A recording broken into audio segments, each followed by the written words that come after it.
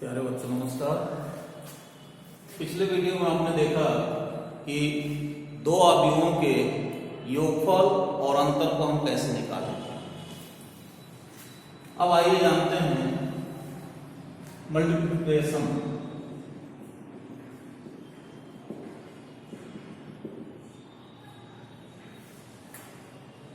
If a is equal to aij m cross n and b is equal to bij m cross p। यहाँ पे एक चीज ध्यान दीजिए बच्चों, दो अवयवों का गुणनफल तभी संभव होगा जबकि पहले, यानी कि अगर ए बी हम निकाल रहे हैं तो ए पहले आएगा और बी बाद में, तो ए का स्तंभों की संख्या और बी में पंक्तियों की संख्या आपस में बराबर होनी चाहिए। यदि ऐसा नहीं होगा तो ए और बी का गुणनफल संभव नहीं होगा बच्चों। तो आइए देखते हैं, then a into b is exist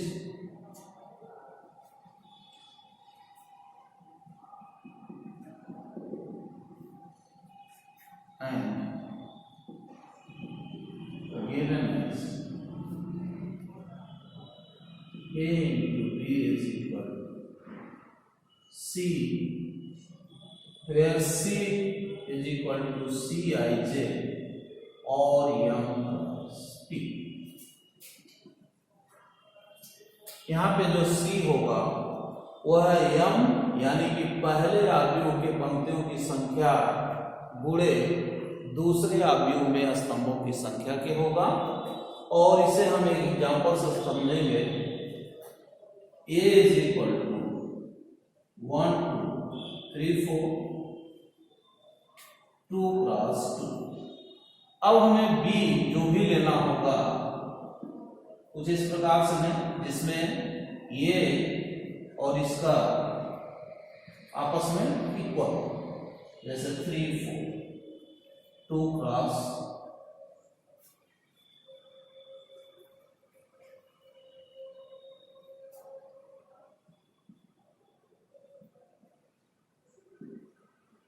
2 cross 3। तो आइए देखते हैं बच्चों, a into b is given as, box मान लीजिए आप, और ये कितने क्रम का होगा, 2 गुणे 3 क्रम। तो यहाँ पे हम रो बाई कॉलम्स, आप साड़ी में पढ़े होंगे वहां पे चारों तरह से गुणनफल होते हैं, row by row, row by column, column by row और कॉलम बाई कॉलम। लेकिन आव्यूह में सिर्फ एक ही प्रकार से गुणनफल होगा और वह है रो बाई कॉलम। तो ये आपका पहला रो है, पहले कॉलम के सभी एलिमेंटों से गुणा होकर के योग कर लेंगे तो कुछ इस प्रकार से मिलेगा। 1 जाएगा आपका 3 के साथ, तो 1 into 3 प्लस 2 into -1, 2 into -1। अब ये पहले पंक्ति को पहले स्तंभ से एलिमेंट से जब गुणा करेंगे तो आपको पहले पंक्ति और पहले स्तंभ का एलिमेंट मिलेगा, और इस प्रक्रिया को आगे हम करते रहेंगे इस प्रकार से, दूसरे स्तंभ में, तीसरे स्तंभ में। तो अब दूसरे में करेंगे तो आएगा 1 into 0 प्लस 2 into 2, और तीसरे में जब करेंगे तो आएगा 1 into 1 प्लस 2 into 1। इसी प्रकार से जब दूसरा लेंगे तो यह हो जाएगा 3 गुणे 3 प्लस 4 गुणे -1, 3 गुणे 0 प्लस 4 गुणे 2, और तीसरा मिल जाएगा 3 गुणे 1 प्लस 4 गुणे 1। दैट इज, यहां से होगा 3 - 2 is equal to 1 0 plus 4 4, 1 plus 2 3, 9 minus 4 5, ये हो जाएगा 8 और आपको ये मिल जाएगा 7। तो आपने देखा बच्चों कि a इंटू बी की वैल्यू आपको फाइंड हो गई। क्या यहां से हम b इंटू ए निकाल सकते हैं? तो b इंटू ए के लिए हम चेक करेंगे बच्चों। अब b पहला हो जाएगा और a आपका दूसरा होगा। तो b में क्या लेना है हमें? स्तंभों की संख्या, और a में पंक्तियों की संख्या के इक्वल होना चाहिए, जबकि b में स्तंभों की संख्या 3 है और यहाँ पे a में 2 है। अतः BA डज नॉट एग्जिस्ट।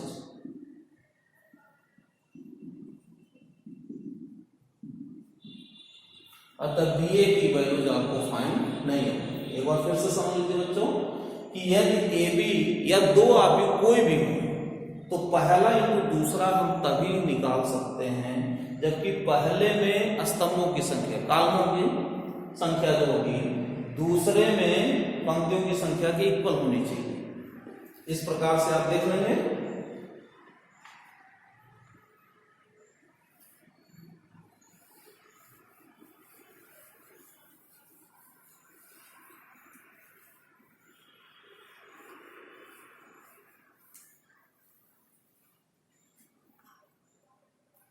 अगर आपसे कहा जाए 3a इज इक्वल टू कितना होगा, तो आप ये जानते हैं a plus a is equal to 3a।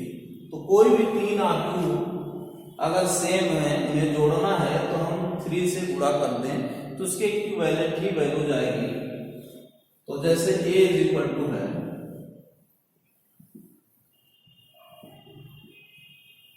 तो 3a इज इक्वल टू, अगर आप इसको जोड़ेंगे तो इसमें यहां का पहला एलिमेंट और तीसरे का भी पहला एलिमेंट जो कि 1 ही होगा, तो निश्चित रूप से आप क्या करिए, सभी एलिमेंटों में इस संख्या से गुणा करिए।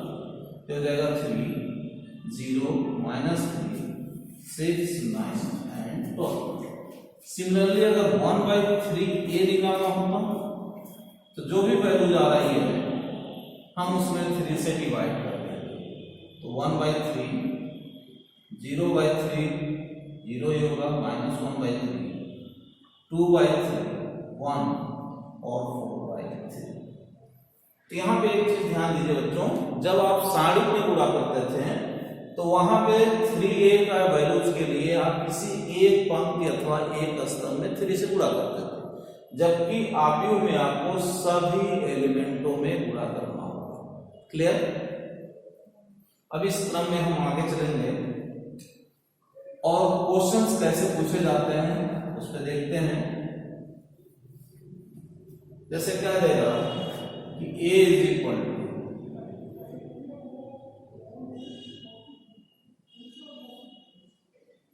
और b इज इक्वल टू,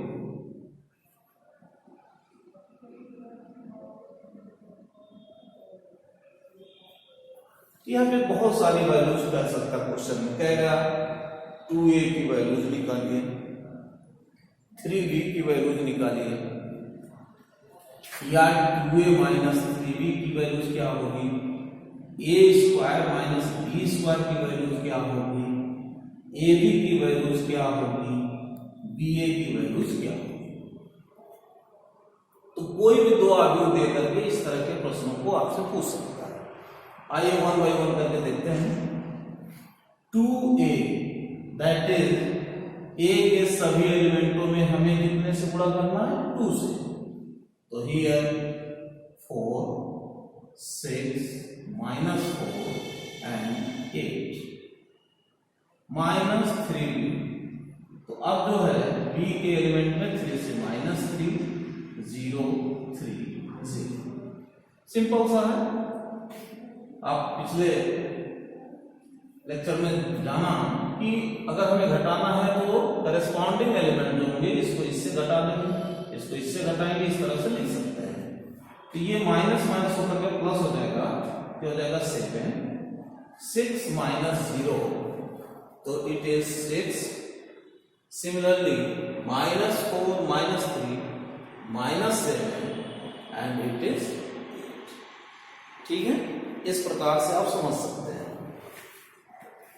पहले हमें निकालना होगा a square, that is 2, 3, -2, 4 into 2, 3, -2, 4 minus b square -1, 0, 1, 0 into -1, 0, 1, 0 it becomes। अब सिंपल सा बच्चों, रो बाई कॉलम आप करेंगे तो 2 into 2 -6 यानी 4 - 6 क्या हो जाएगा, -2। फिर रो बाई दूसरे कॉलम में चलेंगे तो 6 + 12 हो जाएगा 18। सिमिलरली यहां पे -4 और -8 -12, -6 + 16 तो +10 माइनस यहां से इसका स्क्वायर करेंगे तो ये हो जाएगा 1, 0 यानी कि 1। इसका इसमें गुणा करेंगे तो 0 ही आएगा। यहां करेंगे तो -1 और इसका करेंगे तो 0। अब इसको हटा लीजिए तो ये वैल्यू जो आ जाएगी आपकी -2 - 1 -3 18 - 0 18 -12 + 1 तो -11 और ये हो जाएगा 10। तो आपको मिला a square - b square. Similarly A भी निकालेंगे हम तो A B is equal to, यहां पे ये समझ सकते हैं A B is equal to, ये रो है पहला और ये इसका पहला कॉलम है तो 2 का गुणा -1 के साथ जो -2 होगा और 3 का गुणा 1 के साथ +3 होगा, दोनों को जोड़ना होगा तो ये आएगा 1। -2 + 3 = 1। इसी तरह से पहले रो को दूसरे कॉलम से तो ये 0 ही होगा तो इट इज 0। यहां गुणा करेंगे तो 2 अब +4 ये हो जाएगा 6, नेक्स्ट आएगा 0। ये हो गया आपका ए। अब आपका बी बचा होगा, इसी तरह से इसको गुणा कर लीजिए -1, 1 0 0 into 2 3 -2 4। यहां रो बाई कॉलम करेंगे तो -2 और +0 ये हो जाएगा -2 -3 + 0 ये हो जाएगा -3 2 और यहां से आएगा 3। It is B. तो आपने देखा कि यहां ए बी का भी मान मिल रहा है और बी ए का भी मान मिल रहा है, क्योंकि 2 × 2 रास्ते हैं दोनों। तो जब भी आप चेंज भी करेंगे तो जो आपको शर्त है कि पहले में स्तंभों की संख्या दूसरे में पंक्तियों की संख्या इक्वल होनी चाहिए, वो हो जा रही है और ये आसानी से मिल जा रहा है। तो मुझे लगता है बच्चों ये मल्टीप्लिकेशन आप सीख गए होंगे। इसी क्रम में हम लोग आगे चलेंगे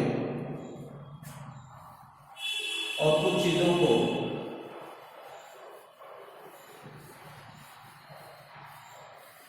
इनसे संबंधित जानेंगे, जैसे determinant of A matrix.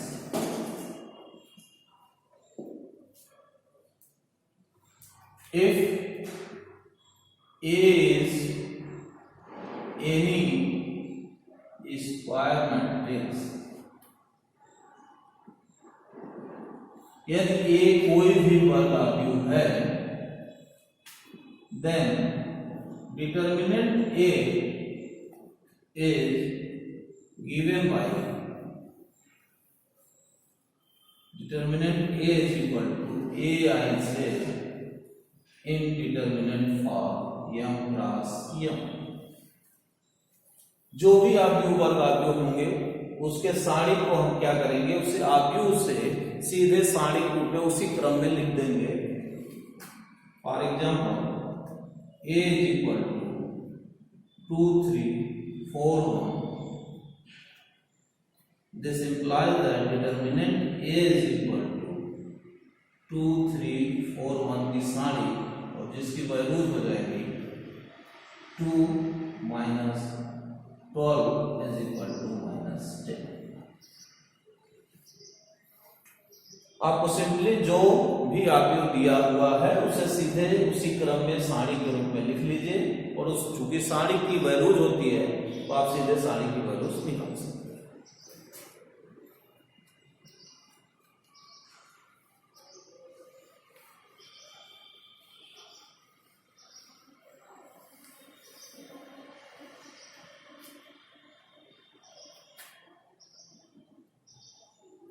Singular and non singular matrix.